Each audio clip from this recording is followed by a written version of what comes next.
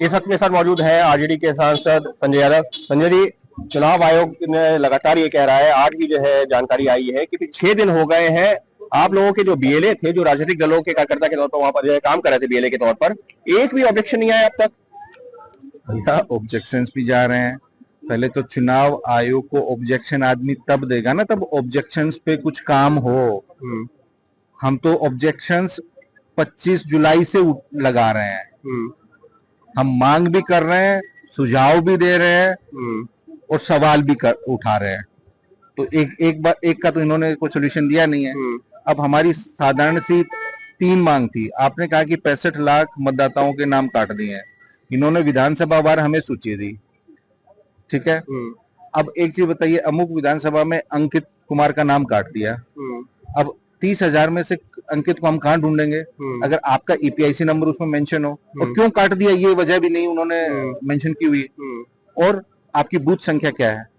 अमुक बूथ में अंकित कुमार, ये उनका ईपीआईसी नंबर, और इस वजह से काटा है कि ये कहीं शिफ्ट हो गए या इनका डुप्लीकेट था या इनकी मृत्यु हो गई। तो हम ये 3 चीज मांग कर रहे हैं ताकि हमें भी आसानी हो। आज 7 दिन हो गए हैं, ठीक है।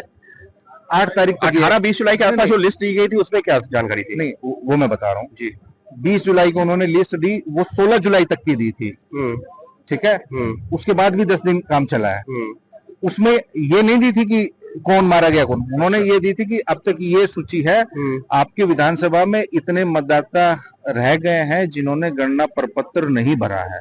लेकिन उससे पहले जो उनके पास आंकड़ा था भरे हुए का भी, वो भी किसी ने भरा नहीं था। वो ना उनके घर कोई बीएलओ गया था, बीएलओ ने वहीं डाउनलोड किया है, वहीं अपलोड, फर्जी सिग्नेचर करके अपलोड कर दिया था।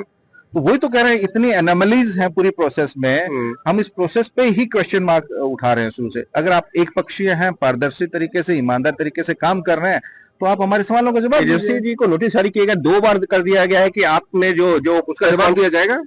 8 तारीख तक उनसे कहा गया है कि अपना वो जमा कर दें। जमा कर देंगे? जवाब दिया जाएगा ना। तो घर बैठ के बनाता है क्या पहचान पत्र? वो तो कह रहे हैं कि जमा करें, हम जांच करेंगे। चुनाव आयोग कह रहा है बिल्कुल करिए, बिल्कुल करिए।